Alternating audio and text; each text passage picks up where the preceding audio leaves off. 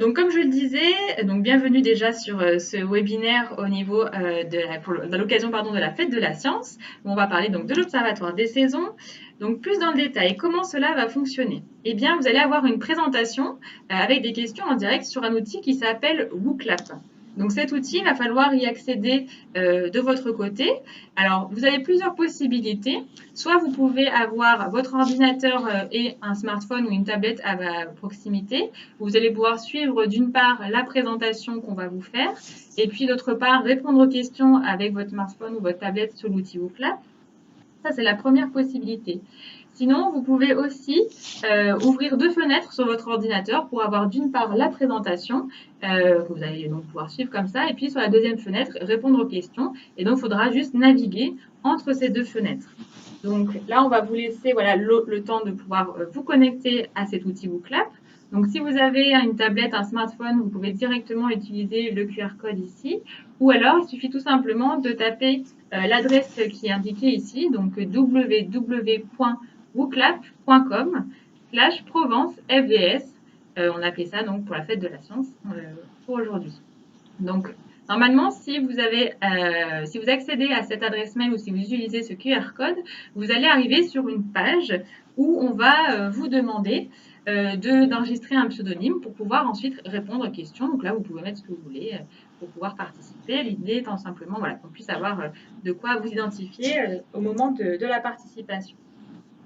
Donc, je vous remets une petite précision sur comment fonctionne ce quiz. Donc, quand on va faire la présentation, le quiz sera en attente. Vous aurez cette indication qui sera marquée ici. Donc, il n'y a pas de vote en cours pour le moment. Donc, c'est l'occasion de suivre la présentation. Et puis, lorsqu'il y aura une question qui sera posée, nous, de notre côté, le questionnaire va s'activer et de votre côté aussi. Et vous allez avoir la question qui va apparaître. Et donc, vous allez pouvoir y répondre. Donc, une autre chose à préciser, c'est que l'idée aussi, c'est qu'on puisse un peu échanger avec vous. Alors, vous allez pouvoir le faire via le chat YouTube, si vous avez un compte Google pour pouvoir vous connecter à ce chat. Vous allez pouvoir nous poser vos questions et aussi voilà, échanger avec nous si vous avez des remarques. Et si vous voulez, vous pouvez aussi utiliser l'outil WooClap pour poser des questions à travers ce qui s'appelle le mur de messages. Normalement, vous avez sur votre écran une petite bulle qui apparaît en bas si vous avez bien réussi à vous connecter à ce groupe. Donc, voilà un petit résumé des deux manières de suivre ce webinaire. Donc, soit avec votre ordinateur et votre smartphone avec la présentation à suivre d'une part et les questions à répondre. Et la deuxième possibilité, c'est de suivre le tout sur votre ordinateur avec deux fenêtres différentes. Et donc, je vous remets ici le QR code si vous voulez accéder au quiz en ligne. Et éventuellement, si vous n'arrivez pas avec le QR code, vous pouvez utiliser l'adresse indiquée ici, donc www.wooclap.com/ProvenceFDS. Voilà. Donc, ce sont un peu les informations déjà on avait besoin juste de vous présenter pour pouvoir participer à ce webinaire.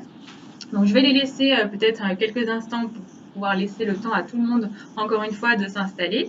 Et ensuite, on va pouvoir commencer, on se présentera. Et ensuite, on commencera donc la présentation avec vous. Voilà, donc je vous laisse encore quelques instants, peut-être, pour pouvoir accéder à ce questionnaire, que ce soit donc, via cette possibilité 1 ou via cette possibilité 2. Voilà, c'est vraiment à vous de voir.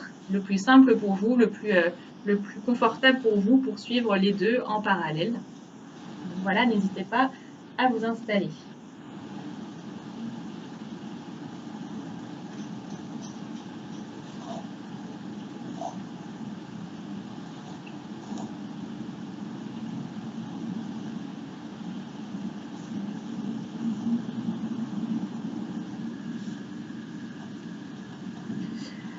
Alors, si vous avez pu vous installer, on va pouvoir, je pense, commencer d'ici quelques minutes. Alors peut-être on va commencer par se présenter. Donc déjà, bienvenue encore une fois sur ce webinaire autour de l'observation des saisons dans le cadre de la fête de la science qui a lieu en ce moment. Moi, je suis Floriane Flachet, je suis la chargée de mission de l'Observatoire des saisons Provence. Donc on verra plus tard, mais c'est une déclinaison locale d'un programme qui existe à l'échelle nationale. Et je travaille au sein de l'IMBE, donc l'Institut méditerranéen de biodiversité et d'écologie, qui est un laboratoire attaché notamment à Aix-Marseille Université. Et aujourd'hui, je serai accompagnée donc de Marie Zakardian qui va nous aider à faire cette présentation et je vais la laisser elle-même se présenter. Donc, bonjour à tous, je m'appelle Marisa Kardjan, je suis doctorante à l'IMBE, donc dans le même institut que Floriane, et je travaille sur les interactions entre les plantes et les pollinisateurs, et plus particulièrement les abeilles. Voilà, donc du coup, ça va être finalement une présentation à deux voix qu'on va vous faire aujourd'hui. On va alterner, une fois ça sera moi qui parlerai, une fois ça sera Marie, voilà, pour vous présenter à la fois le contexte de cet observatoire et puis aussi comment finalement vous y prendre pour vraiment participer à cet observatoire. Alors, je pense qu'on va commencer maintenant. Je vérifie juste, voilà, si on est tout bien calé. Donc, je pense qu'on peut y aller, c'est parti. Alors, observons les saisons ensemble avec l'Observatoire des saisons. Finalement, comment est-ce que vous allez procéder à ces observations? Eh bien, les questions qu'on voulait essayer de répondre avec cet observatoire, c'est observer les saisons quoi, observer les saisons pourquoi et observer les saisons comment. C'est ce qu'on va essayer de voir avec vous ensemble à travers cette présentation. Donc, observer les saisons, qu'est-ce que ça veut dire? Qu'est-ce qu'on observe? Donc, vous allez voir, c'est quelque chose qui est très simple. Finalement, on l'a toutes et tous déjà fait d'observer les saisons, d'observer ce qui se passe dans la nature dehors. Et donc, on va déjà vous inviter à répondre à une première question, qui est finalement un petit sondage sur les indices que l'on peut observer dans la nature autour de nous, notamment lorsqu'on est à la période, dans la saison dans laquelle on est en ce moment, qui est l'automne. Donc, lorsque vous allez observer la nature pendant l'automne, vous allez sûrement voir des choses au niveau des plantes, au niveau de certains animaux qui sont visibles, au niveau aussi des conditions de météo, par exemple. Et donc, ça peut être des indices qu'on peut, voilà, qu'on peut attribuer à l'automne. Donc, je vous invite déjà voilà, normalement, sur l'outil WooClap, vous avez cette question qui est apparue. Donc, n'hésitez pas à écrire votre message, vos propositions d'indices dans la nature. Vous pouvez en donner plusieurs si vous le souhaitez. Et ensuite, il faudra bien juste ne pas oublier de cliquer sur l'espèce de petits avions en papier. C'est juste pour me dire que vous avez bien validé votre réponse. Donc, voilà, n'hésitez pas à participer. Voilà, et on va voir, vous voyez, au fur et à mesure des réponses qui s'affichent ici. Donc, on a par exemple la chute des feuilles qui sont apparues, les feuilles aussi jaunes, effectivement. Donc ça, ce sont des éléments qu'on va pouvoir observer dans la nature en automne. Il y a peut-être d'autres choses que vous allez pouvoir nous envoyer. Alors les châtaignes, effectivement, ça va être des fruits qu'on va plutôt retrouver en automne. Donc encore une fois, un indice de l'automne. Donc, je vous laisse encore l'occasion de répondre aussi. Si vous avez le retour du froid, effectivement, donc ça, c'est encore un indice finalement de l'automne dans la nature. On va voir s'il y a d'autres choses qui arrivent. On a aussi, là, on a la pluie qui est apparue. Donc finalement, vous voyez que quand on s'intéresse à l'observation de la nature au cours des saisons, il y a plein de choses qu'on peut observer, qu'on a déjà toutes et tous observées, qui sont faciles à observer. Et donc finalement, ça va être ce type d'observation qu'on va vous proposer de faire à travers l'Observatoire des saisons. Donc ça, c'était pour l'automne.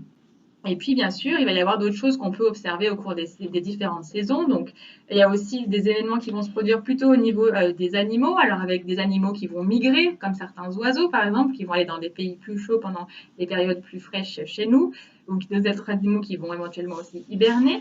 Et on a donc effectivement au niveau des conditions climatiques, plutôt de la pluie, du temps qui alterne entre pluie, soleil, des températures assez douces par rapport à l'été ou à l'hiver. Donc voilà, donc c'est un ensemble de choses qu'on peut observer. Et évidemment, on va voir que au fur et à mesure des saisons, par exemple en hiver, il y a d'autres choses qui sont observables. Il va faire plus froid, souvent il y a plus de précipitations, ça peut être sous forme de neige.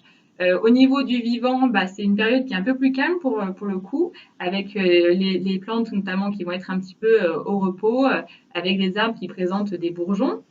Et puis au printemps, là, il va y avoir de nouveau beaucoup de choses à observer, avec par exemple chez les plantes la sortie des feuilles, la sortie des fleurs. On a aussi le retour de certains animaux, l'émergence d'insectes, etc. Et de nouveau des conditions de température qui sont un peu plus douces, et encore une alternance souvent de beau temps et de pluie. Et enfin, en été, alors là j'ai mis ce qui caractérise souvent l'été d'un point de vue des conditions climatiques qui sont des températures plutôt élevées et beaucoup de soleil. Et puis, par exemple, j'ai mis l'exemple d'un arbre ici qui présente des fruits qui vont devenir matures. Donc finalement, quand on observe les saisons, on va observer des choses en parallèle. D'une part, des conditions climatiques à travers les conditions de pluie, de température. Et puis d'autre part, des événements qui se produisent chez les organismes, chez les plantes, chez les animaux et qui apparaissent comme ça de manière régulière au fur et à mesure des saisons. Donc, tout cet ensemble de choses qu'on peut observer au cours des saisons, ça porte un nom, c'est ce qu'on appelle la phénologie. Et donc, c'est l'étude du cycle de vie des organismes au cours des saisons, en lien avec les conditions climatiques. Donc ça, c'est un mot qui va résumer en gros toutes ces informations-là qu'on a pu voir à travers les exemples précédents. Donc, l'étude du rythme de vie des organismes au cours des saisons, la fameuse phénologie. Alors là, on a pu voir ensemble qu'est-ce qu'on observait dans cet observatoire et maintenant, on va essayer de comprendre un petit peu pourquoi. Donc, on va vous donner un peu le contexte finalement qui a mené à cet observatoire. Et là, je laisse la parole à Marie. Alors, en observant les saisons, on va pouvoir en fait étudier les effets du réchauffement climatique. Donc, avant de continuer là-dessus, je vous invite à répondre à une nouvelle question qui s'affiche sur Google Clap et qui est, à votre avis, le réchauffement climatique, qui est aussi appelé réchauffement global, c'est... Et vous avez 3 choix de réponse.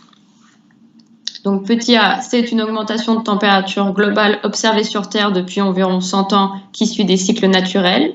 Ou c'est une augmentation de température globale observée sur Terre depuis environ 100 ans, plus rapide que les cycles naturels et majoritairement due aux activités humaines.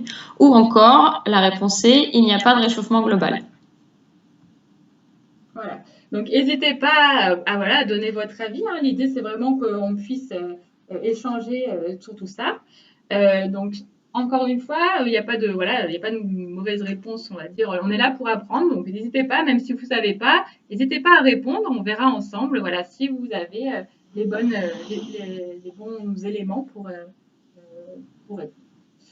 Alors, on a déjà une première réponse avec une augmentation des températures globales observées sur Terre depuis environ 100 ans, plus rapide que les cycles naturels et majoritairement deux activités. Mais donc, on a une première réponse qui est sur la réponse numéro 2, pardon. On va voir si on a d'autres réponses qui arrivent. On a une deuxième réponse, donc de nouveau qui vient confirmer en tout cas cette première réponse. Donc, on aurait bien une augmentation globale des températures, mais sur des cycles qui sont plus rapides que les cycles naturels et dus aux activités humaines. On va attendre de voir si on a d'autres réponses qui nous parviennent. Alors, c'est vrai que le réchauffement climatique, on en entend très souvent parler, hein, donc c'est normal que voilà, on se pose un peu des questions, notamment les scientifiques vont se poser beaucoup de questions sur les conséquences que ça peut avoir, que ce soit sur le vivant ou sur d'autres composantes sur Terre. Donc voilà, donc, on va voir si pour l'instant on n'a pas d'autres réponses, donc on va peut-être enchaîner. Alors, on va continuer. On va voir tous ensemble quelle était la bonne réponse. Donc, on a tous entendu parler du réchauffement climatique, mais concrètement, qu'est-ce que c'est et comment ça marche? Alors, le réchauffement climatique, c'est l'augmentation des températures moyennes à la surface de la Terre au fil des années. Donc, sur l'animation vidéo qui s'affiche maintenant, on peut voir l'évolution des températures moyennes sur Terre depuis la fin du 19e siècle. Donc, en bleu, on peut voir les températures plutôt froides par rapport à la moyenne sur 30 ans, qu'on appelle aussi la normale, et en orangé, les températures plutôt chaudes. Et ce qu'on observe au cours du temps, c'est que certaines parties du monde vont se réchauffer. Donc, on peut bien voir que le réchauffement climatique, c'est pas quelque chose d'homogène, hein, puisque même si certaines parties du monde se réchauffent, on a toujours quelques régions qui restent dans des températures plutôt froides. Mais ce qu'on constate quand on arrive en 2019, c'est que la quasi-totalité du globe présente des températures bien plus chaudes que la normale, comme on peut le voir sur cette image. Donc, le réchauffement climatique, c'est une augmentation généralisée, une augmentation globale des températures sur Terre depuis plus d'un siècle, et ce réchauffement est en très grande partie dû aux activités humaines. Ces activités humaines, en fait, vont augmenter ce qu'on appelle l'effet de serre. Alors, l'effet de serre, à la base, c'est un phénomène naturel grâce auquel, d'une part, il y a une partie de l'énergie émise par le Soleil, qu'on peut voir en jaune sur l'image, qui est réfléchie vers l'espace grâce à des gaz naturellement présents dans l'atmosphère qu'on appelle gaz à effet de serre. Et d'autre part, la surface terrestre émet elle aussi de l'énergie, qu'on peut voir en orange sur l'image, et une partie de cette énergie va être retenue dans l'atmosphère grâce aux gaz à effet de serre. Donc l'effet de serre naturel, c'est un équilibre entre l'énergie qui reste sur Terre et dans l'atmosphère et l'énergie qui est relâchée vers l'espace. Donc c'est grâce à cet effet de serre naturel que les températures sur Terre ont été propices au développement de la vie. Mais ce qui va se passer avec les activités humaines, comme on peut le voir sur l'image de droite, c'est qu'il va y avoir une augmentation non naturelle de la quantité de gaz à effet de serre présent dans l'atmosphère. Ces gaz supplémentaires proviennent par exemple des pots d'échappement des voitures ou encore des industries.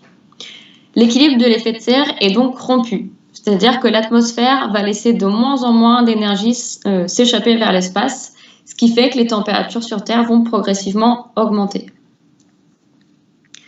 Donc pour résumer, l'augmentation des températures sur Terre, donc le réchauffement climatique, n'est pas un phénomène normal puisqu'il est beaucoup plus rapide que ce qui a été observé dans le passé, d'une part, et d'autre part parce qu'il n'est pas seulement dû à des causes naturelles, mais bien aux activités humaines. Donc maintenant, on peut se poser la question, et la météo dans tout ça? Donc je vous invite à vous rendre sur Google Clap et à répondre à la prochaine question. Donc à votre avis, est-ce que la météo et le climat, c'est la même chose? Voilà, donc normalement, alors attendez, je suis allée, je crois que c'est bon, ça y est. Je crois que normalement c'est bon, c'est la bonne question qui apparaît. Ah non, je crois qu'il y a un petit souci là, je vois. C'est pas la bonne question qui apparaît, je suis allée trop vite en cliquant, pardon. Hop, je reviens un petit peu en arrière. Voilà. Donc, normalement, vous avez, voilà, est-ce que climat et météo sont la même chose? Vous pouvez répondre par oui ou par non. Parce que c'est vrai qu'on entend souvent parler de pluie, de température dans divers contextes quand on parle de climat et aussi quand on parle de météo. Et finalement, bah, on peut se demander si on parle de la même chose. Donc là, on a une première réponse qui est oui. Ce sont deux choses qui sont semblables. Et puis, on va voir si on a d'autres réponses. Alors là, on a un non qui est apparu. Donc là, une autre personne qui pense que c'est plutôt des choses différentes. Donc, on va voir si éventuellement on a d'autres réponses qui viennent. Mais donc voilà, donc c'est vrai que c'est important de savoir si ce sont deux concepts qui sont les mêmes ou pas. On en entend quand même très souvent parler. Et donc l'idée, c'est que après cette petite question, Marie puisse vous expliquer ce qu'il en est. Voilà, donc, je pense qu'a priori, on va essayer d'avancer, voir si on peut avoir des explications. Alors, on va continuer. Donc, le climat et la météo, ce sont bien deux choses différentes. Donc, le climat, la définition du climat, c'est les températures et les quantités de pluie moyenne sur une période de 30 ans, donc sur une longue période, et pour une grande zone géographique. Donc, quand on parle du climat méditerranéen, par exemple, ce sont les conditions de température et de précipitation à l'échelle de toute la zone méditerranéenne. Et la météo, c'est les températures et les précipitations sur quelques jours seulement, donc pour une période courte, et sur une zone limitée. Donc par exemple, quand on regarde la météo à la télé, chaque ville a ses propres prévisions météo, donc des zones limitées, et ces prévisions sont faites pour seulement les quelques jours à venir. Donc pour mieux comprendre la différence entre le climat et la météo, c'est un peu comme la différence entre le caractère et l'humeur d'une personne. Le caractère d'une personne, son climat donc, ce sont les qualités qui la définissent. Donc ici par exemple, on a une personne avec un caractère gentil et amical. Donc en règle générale, c'est quelqu'un de plutôt sympathique. Mais ça n'empêche pas que certains jours, cette personne puisse être de mauvaise humeur. Son humeur est alors l'équivalent de sa météo. C'est pour ça que même si le climat se réchauffe depuis plus d'un siècle, il arrive quand même que la météo annonce des températures froides pour un endroit donné, à un moment donné, mais ça reste limité dans le temps et dans l'espace.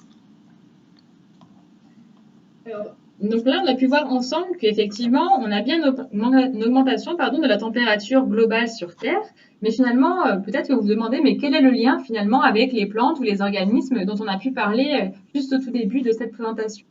Eh bien, on va prendre le cas des plantes, parce que notamment dans l'Observatoire des saisons Provence, on s'intéresse principalement aux plantes. Et on va voir que la température peut jouer un rôle très important dans le cycle de vie des plantes. Alors, si on prend le cas, par exemple, du printemps,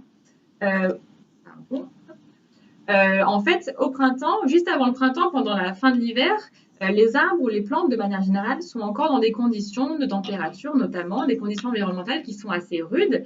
Par exemple, la température est assez froide. Et ça, c'est un signal qui est perçu par la plante comme un indice des conditions de l'environnement. Et donc, l'arbre va passer cette partie de l'hiver, où il fait froid, avec des feuilles et des fleurs qui sont sous forme de bourgeons. Et puis, au printemps, lorsqu'on a la température qui augmente, c'est de nouveau un signal qui est perçu par la plante. Les conditions favorables sont en train de s'installer et donc l'arbre peut sortir ses feuilles et ses fleurs. D'accord ? Parce que le gel, en fait, peut endommager les feuilles et fleurs. Donc, l'hiver n'est pas une période propice pour le développement des feuilles et des fleurs, à l'inverse du printemps où les températures sont plus douces. Donc, la température, vraiment, est utilisée comme un signal par la plante ou par divers organismes pour pouvoir avoir une idée, une indication des conditions environnementales. Alors, maintenant, on va vous proposer, finalement, on vous a dit, OK, on a une augmentation de température à l'échelle de la planète, et là, on a pu voir rapidement que la température, de manière générale, même indépendamment de cette augmentation de température, pouvait avoir un effet sur le cycle de vie des plantes. Donc, finalement, à votre avis, est-ce qu'une augmentation de température à l'échelle globale, sur toute la planète, comme a pu le présenter Marie, avoir des effets sur différents événements de printemps, comme par exemple la feuillaison ou la floraison? Alors là, vous avez plusieurs réponses et vous pouvez en sélectionner plusieurs si il vous paraît, il y en a plusieurs qui vous paraissent correctes. Donc on vous dit oui, chez certaines plantes, la feuillaison et ou la floraison se produisent plus tôt car il fait plus chaud plus tôt. Oui, chez certaines plantes qui ont besoin de froid, la feuillaison et ou la floraison se produisent plus tard. Ou encore, à votre avis, est-ce que non, globalement, cela ne change rien pour les plantes? Donc là, on vous laisse encore une fois un petit peu le temps de répondre, de relire la question. Donc, on vous pose encore une fois la question de savoir si, à votre avis, le fait que la température augmente sur Terre à l'échelle globale, est-ce que ça peut avoir un effet sur le rythme de vie des plantes, comme on a pu le présenter en début de présentation? Je vous rappelle, hein, c'était tous les événements qu'on pouvait observer au cours des saisons, la sortie des feuilles, la sortie des fleurs, par exemple. Donc, est-ce que oui, ça a plutôt tendance à faire que des événements vont se produire plus tôt, donc ça se décale dans le temps et ça devient plus précoce, donc ça arrive plus tôt, ou est-ce qu'au contraire, ça va être plutôt plus tard, donc plus tardif, ou les deux, ou est-ce que, à votre avis, non, globalement, cela ne va pas changer grand-chose? Alors, on attend de voir encore un petit peu si on a des réponses qui arrivent. Alors, on a eu déjà des réponses sur oui, ça va avoir un effet sur le côté sur l'avancement en fait des événements. On a aussi une réponse sur le fait que ça puisse retarder les événements. Donc on va voir peut-être par la suite ce qu'il en est. Je vais le préciser un petit peu plus. À votre avis, qu'est-ce qui se passe au niveau de l'augmentation de température sur le rythme de vie des plantes? Ça va être en fait finalement le cœur de l'Observatoire des saisons, c'est de s'intéresser à ces questions-là. Et on vous expliquera par la suite comment vous pouvez vous-même enrichir les observations qui peuvent nous aider à mieux comprendre ce qui se passe. Alors, est-ce qu'il se passe des choses ou pas? On va prendre un exemple ici qui est un petit peu théorique, mais qui nous permet quand même de comprendre ce qui se passe. Donc là, vous avez l'exemple d'une plante qui est un arbre, un lilas. Et donc, dans cet exemple ici, vous avez cet arbre-là qui reste sous forme de bourgeons pendant les mois de mars et avril, lorsque la température est encore assez froide. Donc, les conditions environnantes sont finalement encore trop rudes pour que l'arbre puisse entamer des événements type fleurs et feuilles. Et puis, au début mai, vous avez les températures qui sont devenues vraiment plus douces et qui sont perçues par la plante comme un signal pour la sortie des feuilles et des fleurs. Et donc là, les fleurs ici, qui sont en train de sortir et qui continuent de sortir tout au long du mois de mai. Et bien, avec le réchauffement climatique, ce qui se passe, c'est qu'il y a un décalage déjà au niveau des températures que l'on peut mesurer au fur et à mesure des mois. Par exemple, il va faire plus chaud plus tôt en général. On a observé cette tendance-là que dans les mois de printemps, il fait plus chaud plus tôt que d'habitude. Tout à l'heure, on avait encore des températures assez fraîches au mois d'avril. Et là, vous voyez qu'on commence à avoir des températures plus chaudes. Et donc, finalement, ça va pouvoir mener à un décalage de la sortie des feuilles ou des fleurs chez certaines espèces qui vont sortir, par exemple, les feuilles et les fleurs plus tôt. Tout à l'heure, ça sortait au début du mois de mai, et là, sur cet exemple-là, maintenant, ça sort au mois d'avril. D'accord? Donc, on a bien un décalage dans le temps qui se fait avec des événements qui arrivent plus tôt que d'habitude, un avancement de ces événements. Mais ce n'est pas forcément le cas chez toutes les espèces. En fait, chez certaines espèces, on a aussi des retards qui sont observés. Donc finalement, la réponse à la question, c'était les deux premières. On peut avoir soit des avancements, soit des retards.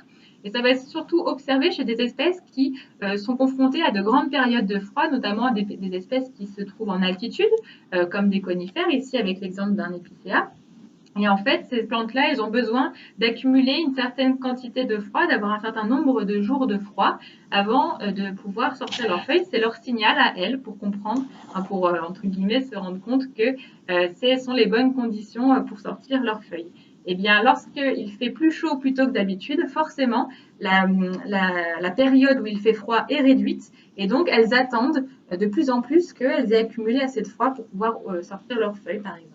Donc, on a à la fois un avancement et un retard de la feuillaison et de la floraison chez les espèces que l'on peut suivre dans l'observatoire des saisons. Ça dépend un petit peu finalement des espèces qu'on observe.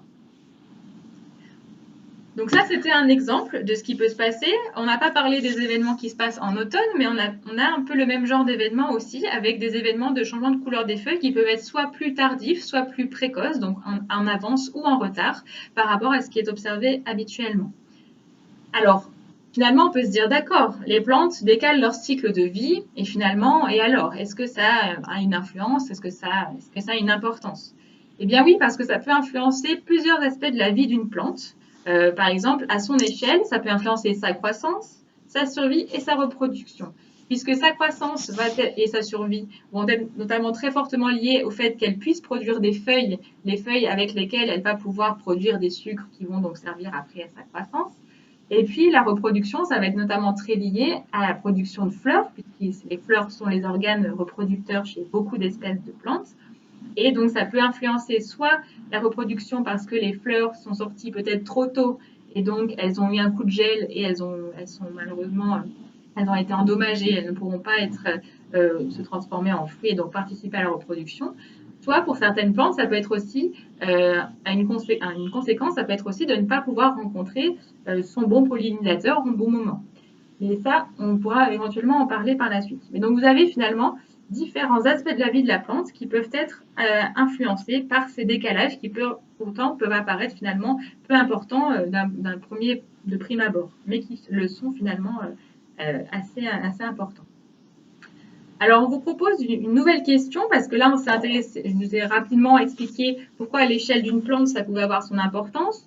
Mais est-ce qu'à votre avis, ça peut aussi influencer les autres espèces avec lesquelles les plantes sont liées? Alors, j'ai un petit peu déjà esquissé une réponse avec ce que j'ai dit juste avant. Mais là, on vous propose donc pareil de donner votre avis. Donc, avec la question numéro 5 sur le WooClap. Donc, normalement, elle devrait pas tarder à s'afficher. Il y a un petit décalage, je crois, mais normalement, ça devrait s'afficher. Donc voilà, est-ce que, à votre avis, le fait que les plantes décalent leur cycle de vie, cela peut influencer d'autres espèces avec lesquelles les plantes sont liées? Alors oui ou non, à votre avis, voilà. À vous de déterminer si on a une importance, enfin, ça peut avoir une influence, pardon, sur différentes espèces avec lesquelles les plantes sont liées. Je vous rappelle que quand on s'intéresse comme ça aux sciences naturelles, on a différentes espèces qui ne sont pas isolées les unes des autres. Hein. Elles ont toutes des interactions, des liens avec d'autres espèces. Et donc, voilà, potentiellement, il peut y avoir peut-être des choses. À vous de me donner votre avis et puis on pourra vous l'expliquer par la suite. Alors, à votre avis, est-ce qu'on est plutôt sur oui, sur non? Là, pour l'instant, on a 2 oui. On va voir si on a d'autres propositions qui viennent. Mais donc, juste pour repréciser, hein, donc là, pour l'instant, on avait regardé simplement l'effet que ça pouvait avoir sur une plante en elle-même. Et puis là, on essaye de comprendre quelles conséquences ça peut avoir avec d'autres espèces. Alors, on va essayer de, pareil, à travers un exemple, de répondre à cette question.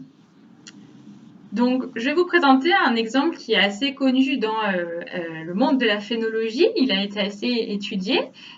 Donc, c'est un ensemble d'interactions qui va concerner d'une part une plante qui est un chêne ici, donc un arbre, un insecte qui est ici une chenille d'un papillon, Et puis, vous avez aussi un oiseau qui est donc une mésange. Et donc, ces 3 espèces, elles sont liées par des relations de prédation, c'est-à-dire que la mésange va se nourrir de chenilles, enfin, en tout cas, les jeunes mésanges sont nourris par les adultes de cette chenille-là, et puis cette chenille se nourrit des feuilles du chêne. Et en temps normal, ces 3 espèces, elles sont liées, leurs cycles ont lieu en même temps. On parle de cycles qui sont synchronisés, donc qui se passent en même temps. Lorsque la température est un peu plus clémente que ce qui s'est passé dans les mois précédents, c'est le moment pour l'arbre de sortir ses feuilles. Et donc, au moment du pic de sortie des feuilles, ça va être aussi le moment du pic de sortie des chenilles, d'éclosion des chenilles. Et associé à ce pic d'éclosion des chenilles, eh bien, on a un pic aussi d'éclosion des jeunes mésanges. Et donc, finalement, les mésanges ont de la nourriture à proximité et les chenilles aussi. Et donc, on a des cycles comme ça qui se passent en même temps, ils sont synchronisés.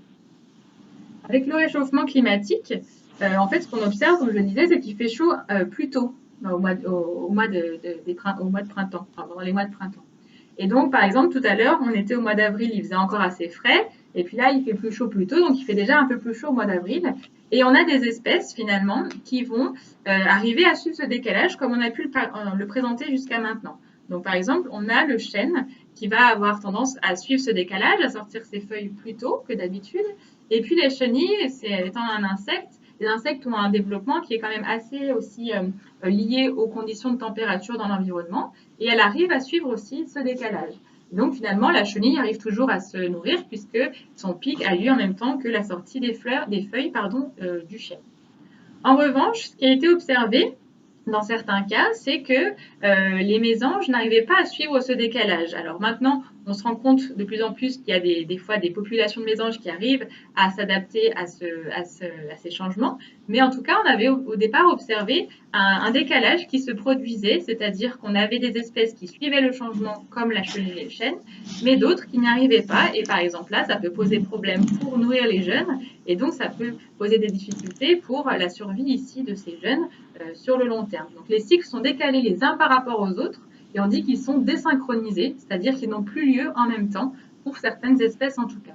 Et donc là, vous voyez bien qu'un décalage d'une plante, ça influence à la fois le décalage du cycle de vie d'un insecte, mais ça influence aussi le cycle de vie d'un oiseau. Donc là, on montre bien finalement les conséquences que ça peut avoir, simplement une seule plante, on va dire, qui se décale. Donc oui, il y avait bien des influences possibles entre espèces, notamment via un décalage de la phénologie d'une plante. Donc maintenant qu'on sait pourquoi il est important d'observer les plantes au cours des saisons, on va voir comment on peut et comment vous pouvez, près de chez vous, observer les saisons. Alors si vous voulez aider à comprendre l'effet du réchauffement climatique sur les saisons, vous pouvez participer depuis chez vous au programme de l'Observatoire des saisons de Provence. Alors l'Observatoire des saisons, c'est ce qu'on appelle un programme de sciences participatives qui regroupe donc tout d'abord des scientifiques. Donc ici, on a une carte de France où on peut voir tous les laboratoires de recherche qui participent à l'Observatoire des saisons. Mais c'est aussi un programme qui a besoin de vous, qui a besoin de toutes les personnes qui souhaitent s'impliquer ou qui s'intéressent aux effets du réchauffement climatique sur les saisons afin d'obtenir le plus d'observations possible. Donc sur la prochaine image, on va voir, voilà, donc sur cette carte, on peut voir toutes les observations qui ont été réalisées par des observateurs citoyens, des associations ou encore des écoles.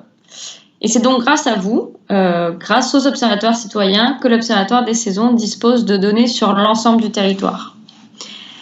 Donc c'est ça, un programme de sciences participatives, c'est en quelque sorte un partenariat entre des scientifiques qui définissent une problématique de recherche et élaborent un protocole, et des observateurs citoyens qui permettent un très grand nombre d'observations à une plus grande échelle qui aurait été très difficilement acquise par d'autres moyens. Donc les scientifiques et les chercheurs peuvent, eux, vous apporter des connaissances et une ouverture vers la science. Et vous, en tant que citoyen, vous pouvez aussi apporter des choses aux chercheurs. Donc comme on l'a dit, des données qui vont permettre de développer un savoir, mais aussi poser des questions qui peuvent permettre d'apporter un œil nouveau sur les problématiques scientifiques des chercheurs. Donc un détail à savoir sur l'Observatoire des saisons de Provence, c'est que c'est une déclinaison à l'échelle de la Provence de l'Observatoire des saisons, qui lui est un programme à l'échelle nationale créé en 2007. Donc l'Observatoire des saisons de Provence s'intéresse plus particulièrement aux espèces qui sont spécifiques, qu'on va retrouver en particulier dans la région provençale. Donc si vous avez envie de participer à l'Observatoire des saisons de Provence en tant qu'observateur citoyen, il vous suffit, dans un premier temps, de choisir un endroit près de chez vous où vous pouvez vous rendre régulièrement et où il y a une ou plusieurs espèces de plantes qui intéressent l'Observatoire des saisons. Donc pour savoir comment reconnaître ces espèces, on va commencer par un petit test. Donc je vous invite à aller sur WooClap. Et normalement sur WooClap s'affichent 5 espèces de plantes différentes et on vous laisse quelques minutes pour essayer de les identifier. Donc si vous avez des doutes ou si vous ne connaissez pas ces plantes, pas d'inquiétude, on va voir ensuite comment les reconnaître facilement. Voilà, donc là, n'hésitez pas, pareil, encore une fois, à répondre. Donc sous chaque photo, vous avez un petit menu déroulant qui apparaît avec différents noms de plantes. Donc, ce sont des plantes principalement qu'on peut, en tout cas, régulièrement observer en Provence. Et donc là, l'idée, c'est que vous choisissiez le nom qui correspond selon vous à l'image qui est présentée, pour voir un petit peu si vous arrivez à déjà, enfin si vous avez en tête des espèces qui sont autour de vous, que vous pourriez observer, que ce soit dans votre jardin, dans un parc à proximité. Voilà, là, vous pouvez choisir tout à fait la zone que vous souhaitez. Ce n'est pas forcément dans votre propre jardin, hein, ça peut être dans une zone autour. Mais donc voilà, là, vous avez un exemple de différentes plantes qui peuvent se retrouver dans l'Observatoire des saisons. Et donc, vous en avez peut-être déjà vu quelques-unes. Donc voilà, vous pouvez essayer de les identifier. Donc ici, on a 4 arbres et un arbrisseau, on va dire, puisque vous verrez par la suite, les plantes au sein de l'Observatoire des saisons sont catégorisées par le fait que ce soit des arbres, des arbustes, des arbrisseaux ou des herbacées. Donc voilà, donc là vous avez des exemples de plantes qui sont observables dans cet observatoire des saisons. Donc on va voir, alors je vais essayer d'afficher les réponses. Voilà. Donc là j'ai quelques réponses qui sont apparues. Donc on a la première photo qui était présentée. Alors on va pareil, on va attendre de voir si on a d'autres réponses qui arrivent. Hein. Hop. Voilà. Alors, donc là, j'ai l'impression que globalement, cette image-là, donc avec la branche avec les fleurs roses, a été plutôt attribuée à l'arbre de Judée. Donc effectivement, hein, ça va être cet arbre-là, l'arbre de Judée, avec des feuilles un peu rondes en forme de cœur et des floraisons massives roses qui sont assez caractéristiques, qu'on va observer très souvent dans la région. Là, cette photo-là, on avait ici des fleurs assez blanches avec des feuilles finalement assez allongées et fines. Et là, vous avez un indice hein, avec le fruit de l'amandier. Donc, on était bien sur un amandier. Pour cette image-là, donc ça, c'est un cyste cotonneux, alors parce qu'il a en fait des feuilles qui sont un petit peu, qui sont assez douces et un petit peu vert blanchâtre parce qu'elles ont ce côté un petit peu duveteux. Et donc, on va bien la reconnaître par ses pétales roses et assez froissés et beaucoup d'étamines au centre, donc un cœur très jaune, voire même orange. Et donc, qui est plutôt un arbrisseau pour le coup. Et ensuite, vous aviez un mycocoulier, donc encore une fois, une espèce assez emblématique de Provence, qu'on trouve très souvent comme arbre d'alignement dans les villes, par exemple, avec une feuille assez allongée, assez dentée, et qui est asymétrique à la base, c'est-à-dire qu'il y a une partie qui est arrondie, puis l'autre qui est plutôt lisse. Et en ce moment, ce qu'on va pouvoir observer, ce sont ces fruits, donc avec des sortes de boules qui vont passer du vert lorsqu'elles sont non mûres au noir en passant par le jaune. Donc voilà, ça c'est le mycocoulier de Provence. Et enfin, la dernière image, pareil, un arbre qu'on retrouve assez souvent sur les places aussi des villages et villes provençales. Donc le platane commun, donc avec une feuille avec des lobes qui sont assez pointus. Et puis là, on a un exemple voilà, de la fleur et qui va donner le fruit avec ces fameuses boules marron qui peuvent des fois être un peu qui peuvent gratter un petit peu, qui peuvent être source d'allergie parfois. Voilà.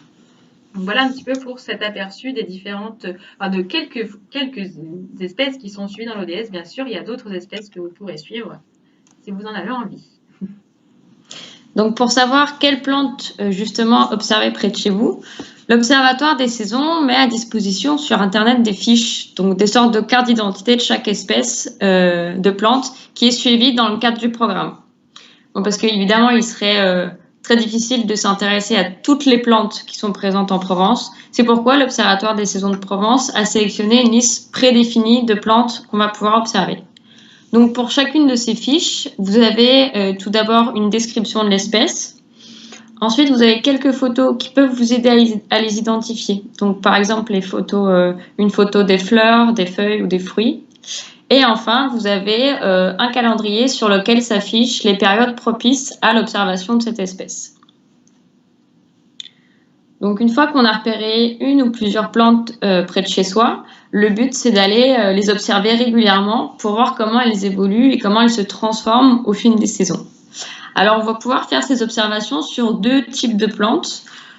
Tout d'abord sur les arbres et les arbustes et on verra ensuite les herbacées et les arbrisseaux. Donc pour ce qui est des arbres et des arbustes, pour chaque espèce qu'on choisit, donc par exemple si je choisis d'observer un amandier, il faut faire ces observations sur au moins 2 individus minimum. Donc pour pouvoir identifier, différencier ces individus à chaque fois que vous allez les observer, on vous invite à leur attribuer un nom ou un numéro. Donc par exemple ici, je sais que l'amandier numéro 1, celui que j'ai appelé amandier numéro 1, c'est celui qui est à côté de la haie au fond de mon jardin. Et celui que j'ai appelé amandier numéro 2, c'est par exemple celui qui est dans la rue en face de chez moi. Donc à chaque fois qu'on va voir ces plantes, le but c'est de déterminer à quel stade de leur cycle de vie annuel elles sont. Donc on a plusieurs stades. Au printemps, on va pouvoir observer par exemple la feuillaison et la floraison des plantes, c'est-à-dire la sortie des feuilles et des fleurs. Et on va essayer d'estimer des pourcentages. Donc soit environ 10%, ce qui correspond au début de la feuillaison ou de la floraison, ou alors plutôt 50%, c'est-à-dire qu'environ la moitié des feuilles ou des fleurs sont ouvertes par rapport au nombre approximatif de bourgeons restant sur l'arbre. Donc par exemple, si j'estime que la moitié des feuilles ont poussé sur la plante que j'observe, je vais noter qu'elle est au stade 50% de sa feuillaison. Ensuite, s'il y a des fruits qu'on va pouvoir observer plus tard dans la saison, ça va être encore plus simple, parce que là, on ne s'intéresse qu'au stade 50% de la maturation des fruits, c'est-à-dire quand environ la moitié des fruits sur la plante que j'observe sont mûrs, ont changé de couleur. Ensuite, en automne, on va pouvoir observer la sénescence des feuilles, c'est-à-dire leur vieillissement. C'est le moment où les feuilles vont jaunir et tomber. Il faut savoir que quand on parle de jaunissement des feuilles, c'est important de prendre en compte aussi les feuilles qui ont à peine commencé à changer de couleur, pas seulement celles qui sont déjà devenues entièrement jaunes. Donc pour voir ce que ça peut donner, je vous propose de vous rendre sur WooClap pour faire un petit test.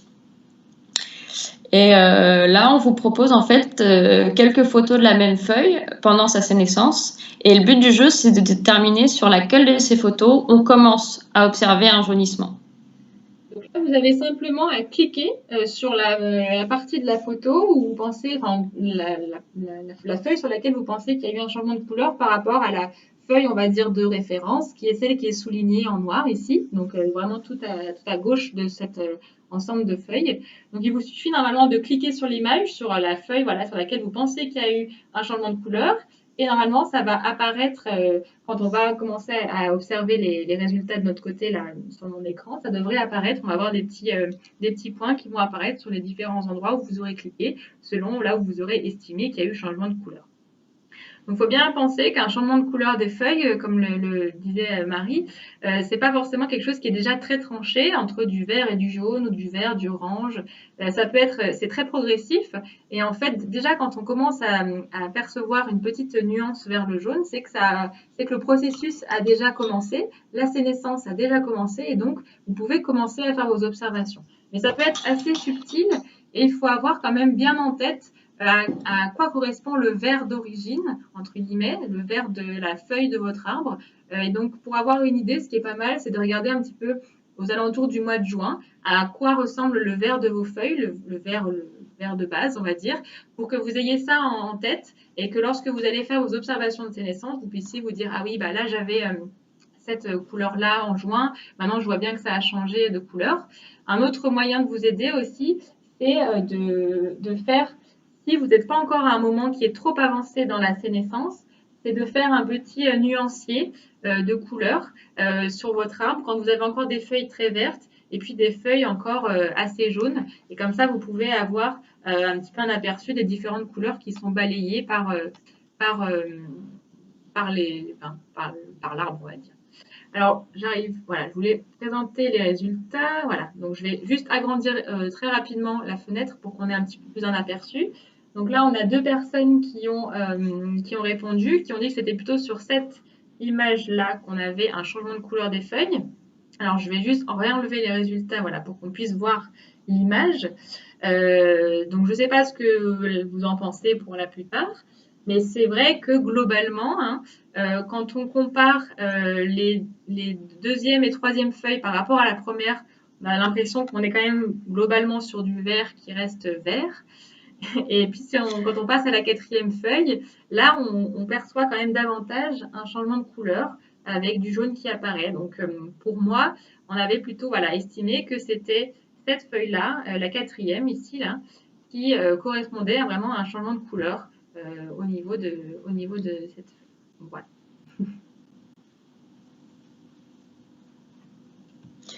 Donc si on continue, pour ce qui est de la sénescence, c'est comme pour la feuillaison et la floraison, c'est-à-dire que si j'estime qu'il y a très peu de feuilles qui ont changé de couleur sur l'arbre que j'observe ou qui sont tombées, je vais noter qu'elle est au stade 10% de sa sénescence, qu'elle est au début de sa sénescence. Donc encore une fois, pour voir ce que ça peut donner, je vous invite à retourner sur Booklap où on va avoir 2 questions qui vont s'enchaîner. Pour ces questions, en fait, on vous présente des photos d'arbres qui ont commencé leur sénescence et le but du jeu, c'est d'essayer de déterminer quel est le pourcentage de feuilles ayant changé de couleur sur les arbres qui s'affichent. Donc la première question, c'est la question 8, où on vous propose une photo effectivement d'un homme. Vous pouvez zoomer sur cette photo hein, pour pouvoir la voir de plus près normalement. Il suffit pour cela que vous cliquez sur la photo, il y a une petite loupe qui apparaît et donc vous pouvez zoomer sur l'image. Donc là, moi, je vais zoomer sur l'image voilà, pour que vous puissiez aussi la voir à travers mon écran. Et donc l'idée, comme le disait Marie, c'est de nous dire, à votre avis, est-ce qu'on est sur un stade où on est plutôt à moins de 10% de feuilles qui ont changé de couleur? Est-ce qu'on est à peu près 10%? Est-ce qu'on est à entre 10 et 50%? Parce que bon, là, on est sur une photo, on est de loin, donc c'est un peu difficile aussi d'estimer précisément. Est-ce qu'on est à peu près à 50% ou plutôt à plus de 50%? Donc là, on vous laisse encore une fois la possibilité d'essayer de nous donner votre avis, de nous donner votre sentiment sur ça, pour que vous ayez aussi un petit peu une idée de comment est-ce que ça se passe concrètement, cette estimation. Est-ce que voilà, on arrive à avoir une image globale? L'idée, c'est vraiment, on n'est pas au pourcentage près, puis c'est pour ça on s'est concentré sur 2 grandes catégories qui sont le début des événements et le milieu, on va dire, des événements, donc le 10% et 50%. Vraiment une estimation globale du stade auquel se trouve votre arbre. Alors, pour ce premier arbre, hop, je vais refermer l'image, on va voir si on a eu des réponses. Alors, au niveau des résultats que j'ai eu pour l'instant, j'ai entre 10 et 50%. Là, c'est arrivé aussi. Donc, effectivement, hein, je pense qu'on peut partir sur cette estimation-là. Donc, c'est-à-dire que, par exemple, là, si vous atterrissiez à l'Observatoire des saisons et que vous deviez rentrer des données, bah là, en fait, il n'y aurait pas vraiment de données à rentrer puisqu'on est entre 2 stades qui nous intéressent. Donc là, on aurait dépassé le stade 10%. Bah, c'est pas grave, c'est comme ça, on a raté le stade 10%. Et puis, on serait un petit peu avant 50%. Donc, par contre, il faudrait être vigilant pour ne pas rater éventuellement le stade 50%. Voilà. Alors, on va vous proposer de faire la même chose avec une autre image. Donc là, je vous propose, c'est vraiment le même exercice, mais avec un arbre qui a un stade qui va être différent. Donc, encore une fois, vous pouvez cliquer sur l'image ici et nous donner un petit peu, à votre avis, est-ce qu'on est sur moins de 10% de feuilles qui ont changé de couleur? Est-ce qu'on est à 10%, entre 10 et 50, à 50% ou encore à plus de 50%? Donc encore une fois, voilà, Donc c'est vrai que c'est que sur une image, hein, ça reste pas forcément facile à évaluer sur une image, c'est plus simple quand on est face à son arbre. Mais voilà, à peu près, à votre avis, est-ce qu'on est plutôt sur plus de 50% ou moins, en fonction des différentes catégories qui vous sont proposées. Voilà, donc je vous laisse un petit peu pareil le temps de réfléchir. Il faut bien avoir voilà, cette image un peu globale et cette image en tête de la feuille qui a déjà commencé un petit peu à changer de couleur, qui a perdu son vert d'origine, jusqu'au changement de couleur vraiment qui va être vers le jaune, le rouge selon les espèces, voire le marron aussi. Voilà. Alors, je vais attendre de voir un petit peu ce qui est dit. Hop. Alors, donc globalement, on a eu plusieurs réponses à plus de 50%, une réponse entre 10 et 50. Alors effectivement, moi j'avais plutôt estimé qu'on était plutôt à plus de 50%, parce que vous voyez globalement le feuillage est quand même déjà sur la cime de l'arbre est vraiment très, très jaune, voire marron. Donc il y a vraiment, là la sénescence a déjà largement commencé. Il y a vraiment plus que quelques feuilles en bas qui semblent être encore un peu vertes. Et encore, bon là c'est vrai que c'est pas facile d'estimer s'il y a eu ce fameux petit changement de couleur déjà, mais en tout cas, clairement, on a quand même la moitié, plus de la moitié largement, hein, qui a déjà bien entamé sa sénescence. Et donc on était bien sur un stade ici qui était à plus de 50%. Alors malheureusement, c'est vrai qu'on n'avait pas forcément d'image où on était pile à 10 ou 50%, mais bon, c'est au moins pour vous donner un peu une idée de ce qu'on attend de vous finalement quand vous allez être face à un arbre. C'est faire ce type d'estimation finalement. Ouais. Donc si on récapitule, pour ce qui est des arbres et des arbustes, en allant observer les plantes que j'ai repérées, je vais pouvoir au fil du temps observer différents événements de son cycle de vie. Donc au printemps, on va plutôt voir la sortie des feuilles et des fleurs, puis plus tard la maturation des fruits, et en automne, on va pouvoir assister à la sénescence des feuilles. Donc pour bien réaliser ces observations, c'est important de regarder l'arbre sous toutes ses coutures. Pourquoi ? Par exemple, les événements de sortie de feuilles ou de fleurs peuvent être décalés d'une face à l'autre de l'arbre en fonction de l'exposition au soleil. Donc quand vous allez faire vos observations, c'est important de bien faire le tour de l'arbre, regarder la cime, les côtés et le dessous. Vous pouvez faire des observations de loin pour avoir une vision globale de l'arbre que vous observez, mais aussi de près. Hein, comme on l'a vu pour la sénescence, le jaunissement des feuilles, ça peut être assez léger et c'est pas forcément un phénomène qu'on va pouvoir observer de loin. C'est à ce moment-là que ça devient intéressant d'aller près de l'arbre, observer en détail ce qui se passe. Pour vous aider à estimer les pourcentages, vous pouvez découper le houppier en plusieurs parties. Donc c'est ce qu'on voit sur l'image à droite, où là, je vais tout d'abord estimer un pourcentage dans un premier quart de mon arbre, puis un deuxième, etc.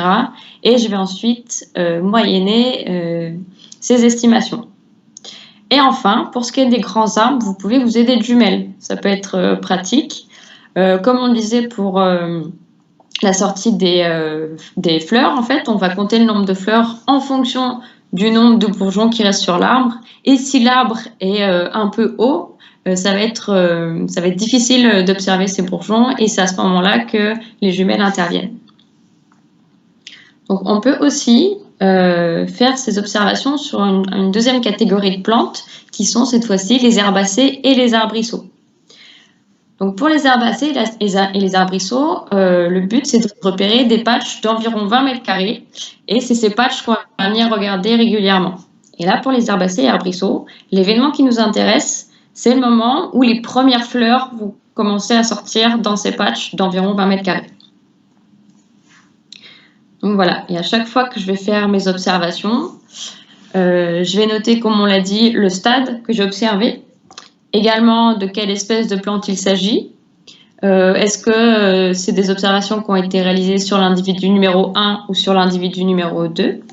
Je vais également noter la date et le lieu où ont été réalisées ces observations.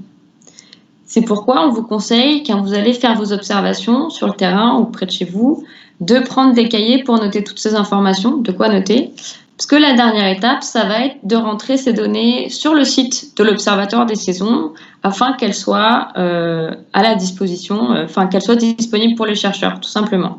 Donc je vais maintenant laisser la parole à Floriane qui va vous montrer comment on fait. Alors, je vais juste un petit peu plus ouvrir ma fenêtre, voilà, pour que vous puissiez avoir un aperçu du site de l'Observatoire des saisons. Alors, c'est assez, donc là, je vais quand même vous donner un aperçu rapide. Donc, vous avez, déjà, pour résumer un petit peu tout ce qui a été donné en termes d'informations, eh bien, vous allez avoir ici tout le protocole dont Marie a pu parler, qui est disponible, avec le choix de la zone d'étude, avec les différentes espèces à observer. Et puis également, comment est-ce que vous procédez pour les différents stades. Et ce protocole, il est disponible à la fin en PDF si vous voulez l'imprimer et l'avoir du coup avec vous pour faire vos observations. Un autre point que je voulais rappeler, c'est que donc on a une liste de plantes.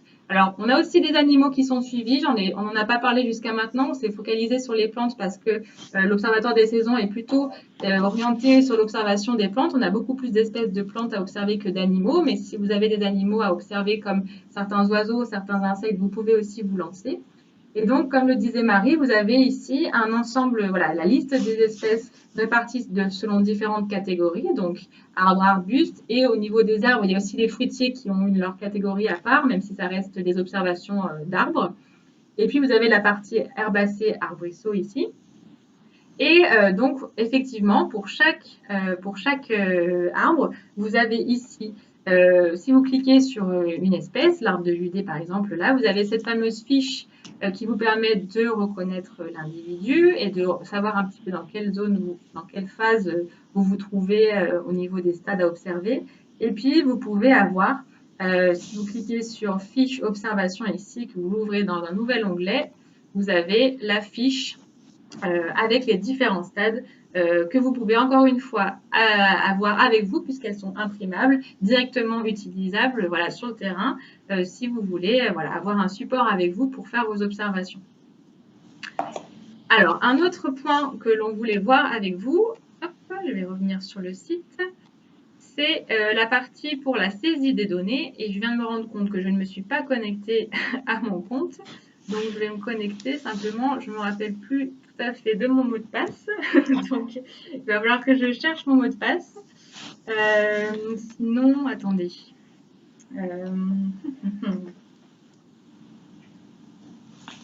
Alors, sinon, comment je vais faire attendez, si je pense qu'on peut faire autrement, je vais aller donc dans Saisir ses ops.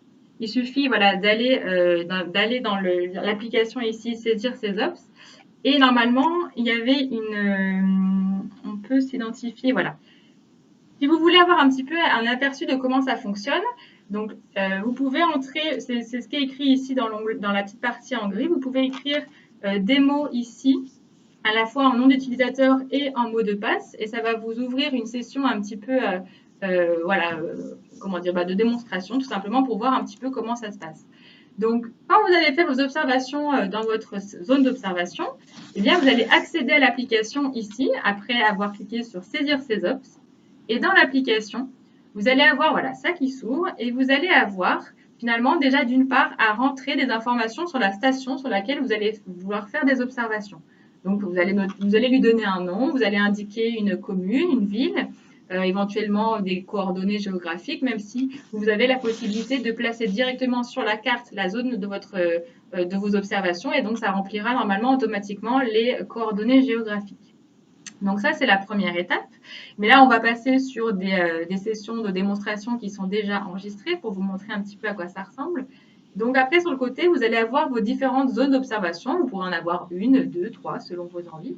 Et donc, vous allez avoir d'une part ici les informations de votre station et la liste des espèces que vous observez dans votre station.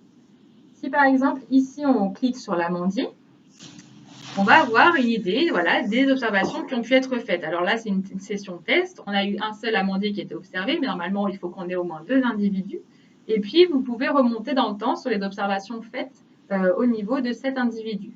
Après, la saisie est assez simple. Vous avez vos 4 types de stades à observer, feuillaison, floraison, fructification et sénescence. Et à la fois, vous avez ensuite, vous voyez sur les petits numéros ici qui sont les stades, vous avez ici environ 10% des feuilles, par exemple, épanouies, c'est le stade 11, et le stade 15, c'est pour 50% des feuilles qui sont sorties, par exemple. Et bien après, il suffit de cliquer ici sur le plus, de cliquer sur la date à laquelle vous avez fait cette observation, et ensuite, elle apparaît directement dans les données qui ont été saisies. Et là, votre donnée, elle est saisie, elle est enregistrée, elle va pouvoir être utilisée par les chercheurs. Si jamais vous vous rendez compte que vous avez fait une erreur, eh ben, c'est pas grave parce que cette donnée, elle est aussi modifiable. Donc, vous pouvez cliquer ici sur la petite croix et normalement, vous allez supprimer l'observation. Donc, on vous demande si vous êtes bien sûr, vous pouvez dire OK. Et là, la donnée a disparu et elle ne sera pas, donc, elle n'apparaîtra pas dans les données de l'observateur des saisons. Donc, vous avez vraiment la possibilité de vous corriger si jamais il y a un souci. Un autre point qui est important, c'est que normalement, on va faire l'essai tout de suite.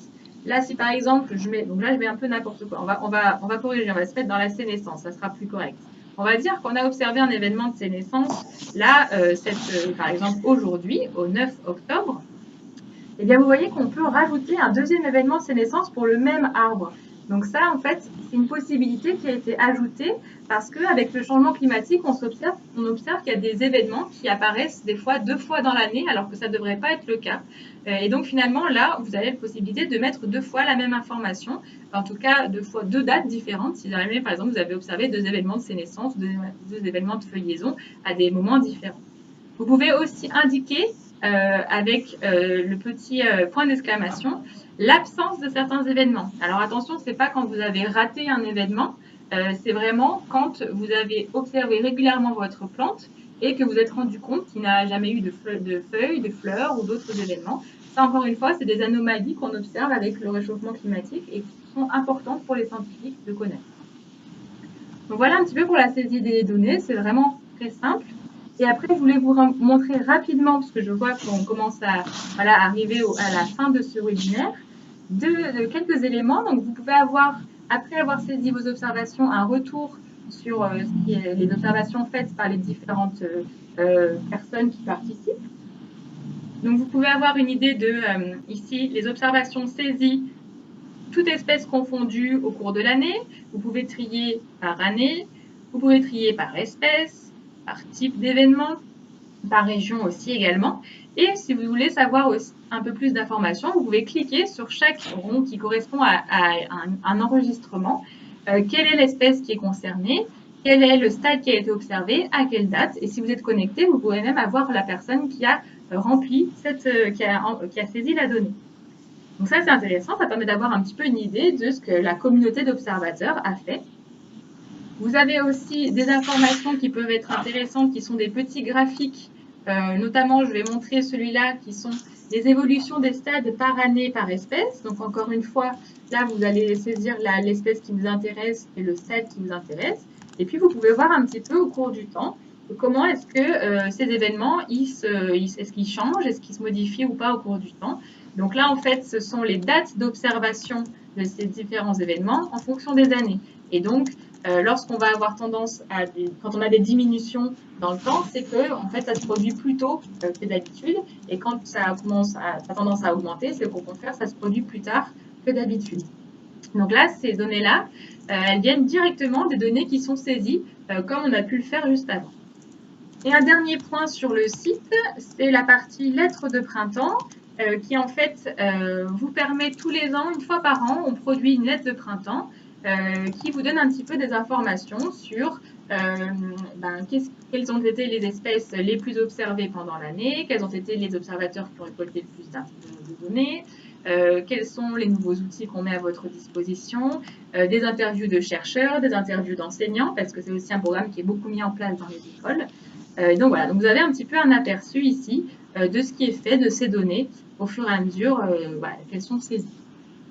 Donc voilà un petit peu pour ce site internet qui va être vraiment l'outil ici d'échange pour vous et pour nous. D'accord ? Donc voilà, donc une fois que vous avez fait vos observations, vous allez les saisir, vous allez pouvoir vous intéresser aux observations des autres et avoir un retour à travers notamment ces graphiques ou les lettres de printemps.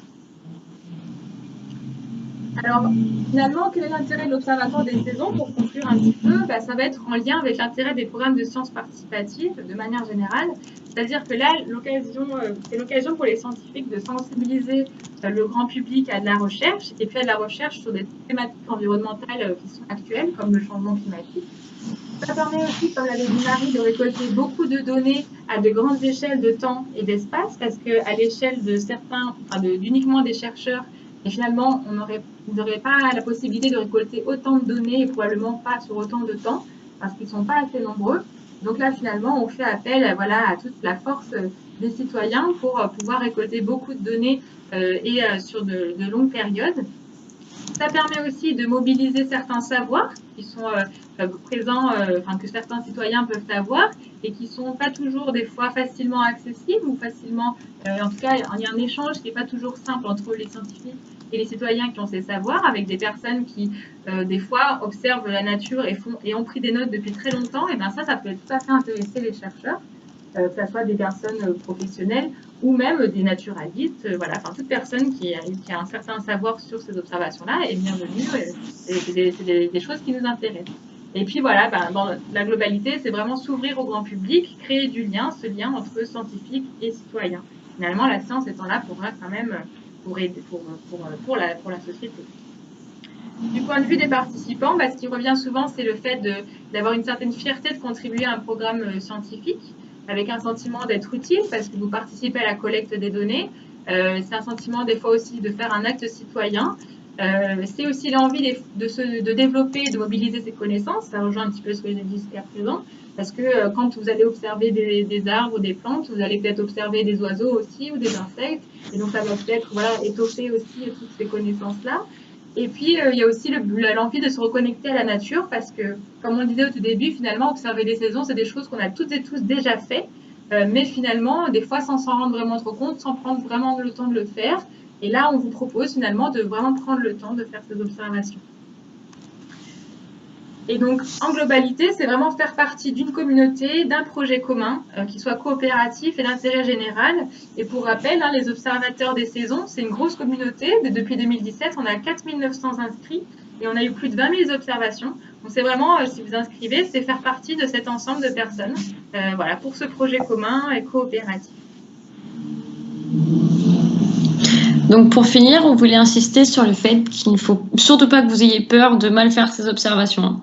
Surtout faites-vous confiance pour plusieurs raisons. Tout d'abord parce que le protocole disponible sur le site de l'Observatoire des saisons est là pour vous guider, pour vous aider et pour vous éviter de faire des erreurs. Que même si vous faites des erreurs, comme l'a dit Floriane plus tôt, il est toujours possible de les corriger.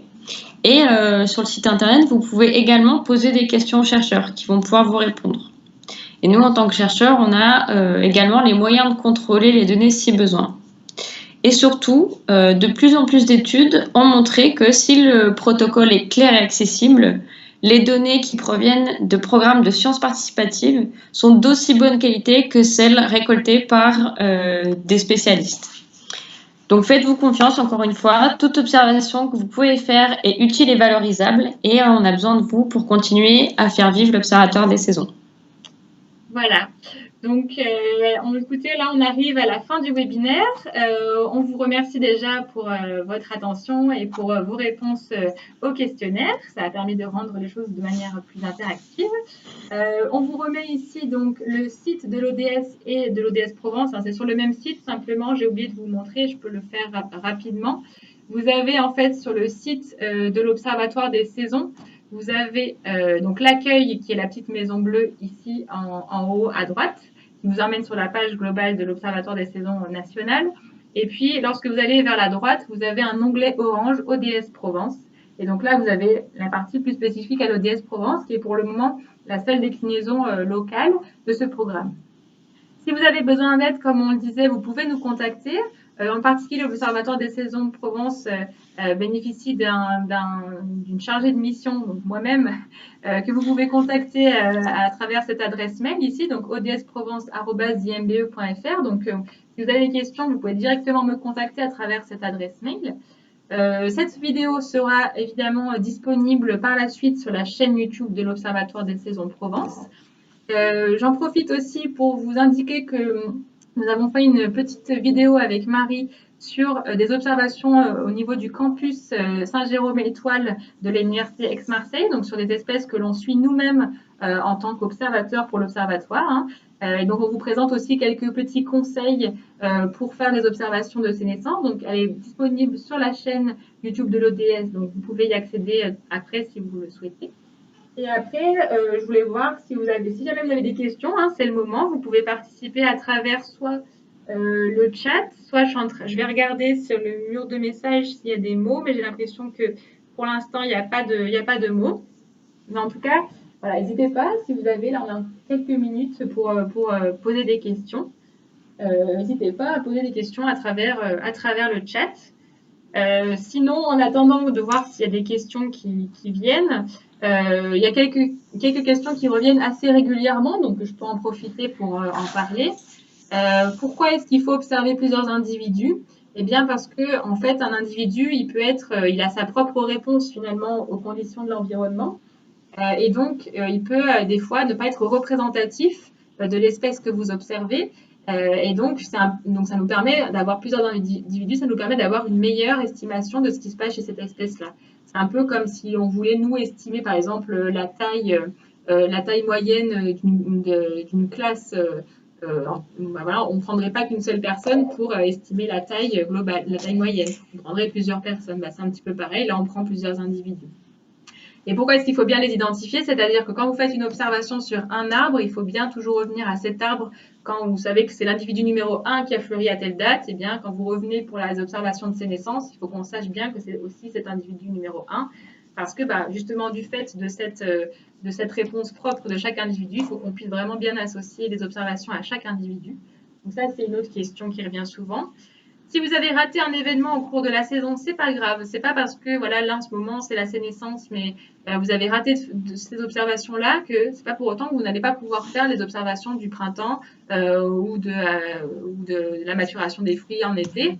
Hein, vous pouvez vraiment prendre le programme quand vous voulez. Et même si au sein d'une période, par exemple la sénescence, vous avez raté le stade de 10% et que vous avez que le stade 50%, c'est pas grave non plus. Hein, du moment que voilà, vous arrivez à refaire après des observations régulières, c'est intéressant pour nous. Donc voilà, n'hésitez pas en tout cas à faire vos observations. Si vous avez du mal à estimer les pourcentages, sur le site de l'ODS, il y a différents outils qui vous permettent de vous entraîner et à estimer ces pourcentages. Et aussi via le site de Tela Botanica, il y a un jeu, je ne sais pas si vous connaissez The Plant Game. En tout cas, il y a une version de The Plant Game qui est un jeu en ligne qui vous permet un petit peu de vous entraîner à faire les reconnaissances d'arbres et de pourcentages. Donc, vous pouvez aussi essayer à travers ces outils-là. Donc, comme je le disais, si vous êtes trompé dans la saisie, c'est pas trop tard. Pour la question suivante, vous pouvez corriger et supprimer des données. Et ensuite, les deux questions qui restaient, c'était est-ce qu'on peut observer une espèce qui ne fait pas partie de la liste?